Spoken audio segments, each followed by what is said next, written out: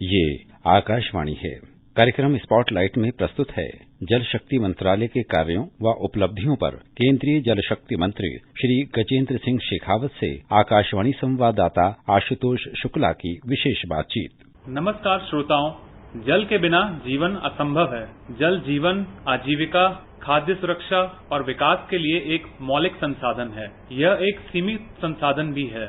एक ओर जनसंख्या में वृद्धि, शहरीकरण और औद्योगिकरण के कारण पानी की मांग तेजी से बढ़ रही है, वहीं दूसरी ओर पानी की औसत वार्षिक प्रति व्यक्ति उपलब्धता में तेजी से गिरावट आई है। ऐसे में सभी को निर्धारित गुणवत्ता और पर्याप्त मात्रा में पानी उपलब्ध कराने और सतत विकास सुनिश्चित करने में जल शक्ति मंत्रालय की महत्वपूर्ण भूमिका है। सर, स्वच्छ भारत मिशन सरकार का एक सफल प्रोग्राम है।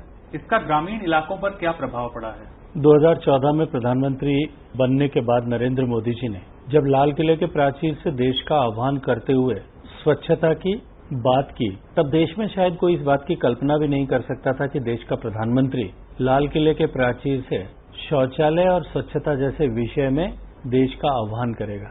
और अपने उस भाषण में जब उन्होंने ये कहा कि क्या हम 2019 तक, जब देश राष्ट्रपिता महात्मा गांधी जी, जिनके जीवन में स्वच्छता का एक बहुत बड़ा महत्व था, कि 150वीं जयंती मनाएगा, तब तक देश को क्या हम ओपन डेफिकेशन फ्री कर सकते हैं। तब भी शायद किसी ने इस बात की कल्पना नहीं की होगी कि संयुक्त राष्ट्र संघ के सस्टेनेबल डेवलपमेंट गोल्स का SDG 6 का लक्ष्य, सैनिटेशन फॉर ऑल, जिसके लिए 2030 का लक्ष्य निर्धारित किया गया था, को दुनिया में सबसे ज्यादा ओपन डेफिकेशन, खुले में शौच वाला देश भारत, जो लगभग 100 करोड़ विश्व के खुले में शौच से अभिशप्त लोगों का 60% हिस्सा अपने देश में निर्धारित करता था, वो केवल 5 साल में 11 साल पहले 2030 से इस लक्ष्य को पूरा कर पाएगा। लेकिन माननीय नरेंद्र मोदी जी की ड्राइविंग फोर्स थी कि उन्होंने स्वच्छता के इस आंदोलन को सरकारी कार्यक्रम या सरकारी प्रोग्राम के बजाय इसे एक जन आंदोलन का स्वरूप दिया।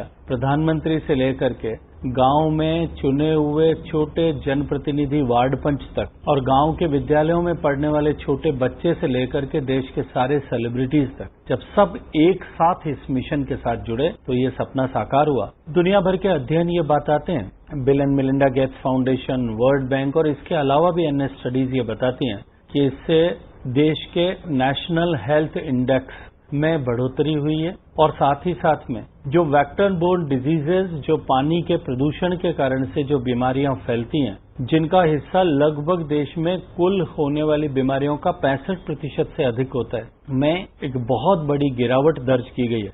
और इसी के कारण से एक अनुमान लगाया गया है इन सारी एजेंसीज के द्वारा कि देश के प्रत्येक परिवार को 50,000 रुपए से अधिक बचत उसके हेल्थ पर होने वाले खर्चे और उसमें जाया होने वाले समय, यदि दोनों को मोनेटाइज करके क्लब करें तो उसमें हुआ है। तो देश के स्वास्थ्य में सुधार हुआ है, देश के लोगों के जेब से खर्च होने वाले बोझ में कमी आई है, और इसके साथ साथ में जो ग्रामीण परिवेश सुधरा है, जिस तरह से सोकपिट्स और टॉयलेट्स बनने के बाद में खुले में शौच न होने के कारण से सरफेस वाटर, हमारे नदियों के पानी, तालाबों के पानी, उनकी गुणवत्ता में सुधार हुआ है। ऐसे अनेक लाभ जो है मैं इसके साथ में जोड़ करके देख सकता हूँ। सर, पिछले वर्ष सरकार ने स्वच्छ भारत मिशन के दूसरे चरण को मंजूरी दी थी।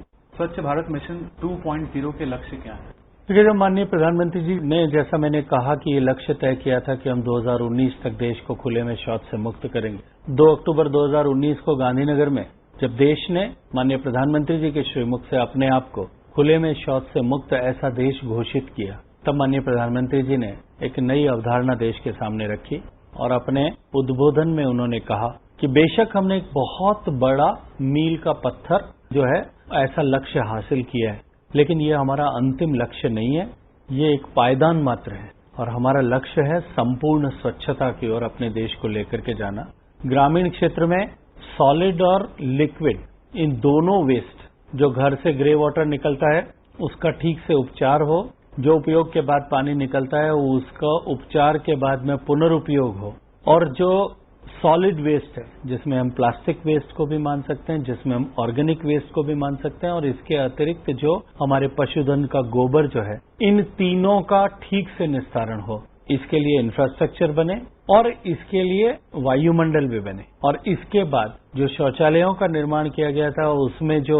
ट्विन पिट्स बनाए गए थे, उन पिट्स से निकलने वाले फीकल स्लज का ठीक से मैनेजमेंट हो, उसका निस्तारण हो, इन सब लक्ष्यों को लेकर के हम ODF प्लस इस अवधारणा के साथ में काम कर रहे हैं। सर, स्वच्छ भारत मिशन, गरीब कल्याण रोजगार अभियान और गोबर्धन जैसी योजनाओं के उद्देश्यों का भी समर्थन कर रहा है। लेकिन निश्चित रूप से जैसा मैंने कहा कि जब मैं सॉलिड वेस्ट मैनेजमेंट की बात करता हूं तो फीकल स्लज, गोबर, जिसे कचरे की जगह कंचन के रूप में जाना जाए, ऐसा माननीय प्रधानमंत्री जी ने संदेश दिया है। और गांव से निकलने वाला बायोडिग्रेडेबल वेस्ट जो है, उस सब वेस्ट को हम कंपोस्ट में परिवर्तित करके वेस्ट से वेल्थ जनरेट करें।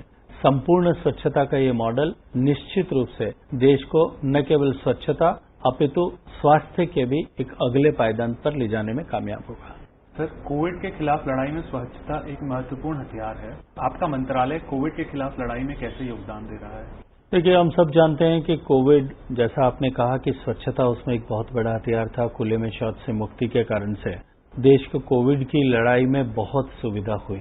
लेकिन हम साथ में ये भी जानते हैं कि कोविड से लड़ाई के लिए पर्याप्त मात्रा में पानी घर में उपलब्ध हो, शुद्ध उपलब्ध हो, पीने के लिए भी और अपने अन्य एक्टिविटीज के लिए भी, इसको सुनिश्चित करना आवश्यक था। हालांकि मैं ये नहीं कहूंगा कि हम 100% का लक्ष्य पूरा कर पाए, लेकिन हमने इस कोविड की आपदा के दौरान भी देश के 4 करोड़ से ज्यादा घरों तक पीने का पानी, स्वच्छ पानी, उचित गुणवत्ता का पानी उचित मात्रा में घर घर तक पहुंचाने में सफलता प्राप्त की। सर, जल जीवन मिशन के बारे में आपने बताया। जल जीवन मिशन 2024 तक प्रत्येक ग्रामीण परिवार को कार्यशील घरेलू नल कनेक्शन उपलब्ध करवाने के महत्वाकांक्षी लक्ष्य के साथ शुरू किया गया था। सर, इसमें क्या प्रगति हुई है? देखिए, 3,60,000 करोड़ की अनुमानित लागत से देश के प्रत्येक घर तक पीने का पानी 2024 तक पहुंचे, ये संकल्प माननीय प्रधानमंत्री जी ने व्यक्त किया था। जब 2019 में 15 अगस्त के दिन लाल किले के प्राचीर पर खड़े होकर के उन्होंने ये कहा कि हम 5 साल में देश के प्रत्येक घर तक पीने का पानी पहुंचाएंगे, उस दिन देश के आजाद हो जाने के 70 साल के बाद भी देश में केवल 17% घर ऐसे थे जिनकी माताओं बहनों को घर से पानी लेने के लिए बाहर नहीं जाना पड़ता था। शेष 83% घरों की माताओं बहनों को, क्योंकि सामान्यतया घर में पीने का और घरेलू उपयोग को पानी लाने की जिम्मेदारी माताओं बहनों की होती है, उनको पानी लेने के लिए घर से बाहर कहीं 50 मीटर, 100 मीटर, 200, 500 मीटर, और मैं जिस क्षेत्र से आता हूं पश्चिमी राजस्थान में, तो कई किलोमीटर प्रतिदिन चलना पड़ता था। प्रधानमंत्री जी ने संकल्प व्यक्त किया कि देश के 19 करोड़ घरों तक, जिनमें से केवल 3 करोड़ 23 लाख घर तक पानी पहुंचाए, लगभग 16 करोड़ घरों तक हम हर घर तक पीने का पानी 2024 के दिसंबर तक पहुंचाएंगे। 3 करोड़ 23 लाख घरों के में जहां पानी पहुंचता था एब्सोल्यूट नंबर्स में 19 करोड़ में से, आज उसमें 4 करोड़ 74 लाख घरों का इजाफा हुआ है। सर, भूजल संसाधनों का प्रबंधन एवं भूजल स्तर को बढ़ाने के लिए क्या कदम उठाए जा रहे हैं?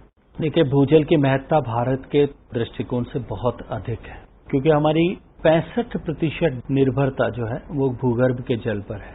6,600 में से जिन ब्लॉक्स का देश भर में हम वर्ष पर्यंत मूल्यांकन करते हैं, अत्यधिक दोहन के कारण से उसमें से 1100 से ज्यादा ब्लॉक्स जो हैं वो क्रिटिकली एक्सप्लॉइटेड या ओवर एक्सप्लॉइटेड है। और ये समय की आवश्यकता और मांग है कि जिस तरह से जल की आवश्यकता बढ़ती जा रही है, हमने पहली बार माननीय प्रधानमंत्री जी के नेतृत्व में डिमांड साइड मैनेजमेंट पर काम करने के लिए एक योजना अटल भूजल योजना के नाम से बनाई है, जो देश के 7 प्रदेशों के 79 डिस्ट्रिक्ट्स में कार्यरत है, जिसमें हम पानी के उपयोग को कम करने के लिए लोगों को जागृत करना, वहां कैपेसिटी बिल्डिंग करना, ground water recharge related activities को स्ट्रेंथन करना, और ये सब के लिए जन सहभागिता को खड़ा करना, इस लक्ष्य के साथ में काम कर रहे हैं। और उसके साथ साथ में एक concept catch the rain Jal Shakti Abhiyan, catch the rain where it falls when it falls, ये माननीय प्रधानमंत्री जी ने प्रारंभ कराया था। 2019 में हमने 256 जिलों में इसको किया था। इस बार हम देश के पूरे 714 जिलों में इस कार्यक्रम को कर रहे हैं।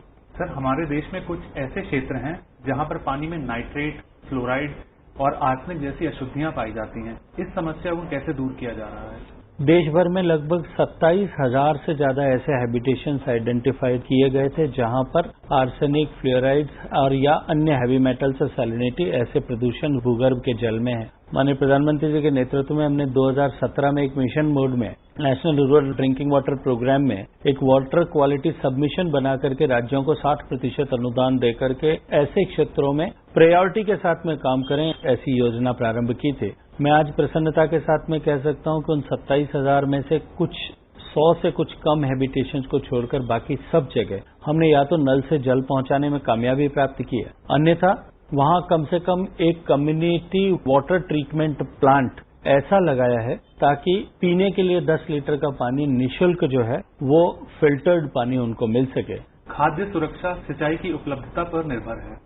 प्रधानमंत्री कृषि सिंचाई योजना का सिंचाई की उपलब्धता पर क्या प्रभाव पड़ा है? क्योंकि माननीय प्रधानमंत्री जी ने 2014 में प्रधानमंत्री बनने के बाद में ये तय किया था कि देश में जो अधूरे पड़े हुए ऐसे इरिगेशन प्रोजेक्ट्स 99 ऐसे प्रोजेक्ट्स में जो है 106 परियोजनाएं चिन्हित की गई थी। मुझे अत्यंत प्रसन्नता है कि उसमें से 80 से ज्यादा परियोजनाएं ऐसी हैं जो या तो पूरी हो चुकी हैं या लगभग पूरा होने के कगार पर हैं। कोई छोटा मोटा एक आध काम उसमें बचा होगा, लेकिन उसके जितने इरिगेशन बेनिफिट्स थे उतने इरिगेशन बेनिफिट्स लगभग मिलने लगे। मैं ये मानता हूं कि इसके माध्यम से एक मोटे अनुमान के तहत कह सकता हूं कि लगभग 22 लाख हेक्टेयर जमीन नई सिंचाई के अधीन आई है और इतने लाखों किसानों के जीवन में उसके कारण से परमानेंट चेंज हुआ है। देश में एक बहुत बड़ा क्षेत्र ऐसा भी है जहां सिंचाई का रकबा या सिंचाई का प्रतिशत जमीन पर बहुत कम है, लेकिन वहां भूगर्भ के जल की पर्याप्त उपलब्धता है और बहुत शैलो जो है पानी उपलब्ध है। माननीय प्रधानमंत्री जी के मार्गदर्शन में हमने एक और योजना प्रारंभ की थी। प्रधानमंत्री कृषि सिंचाई योजना के तहत ही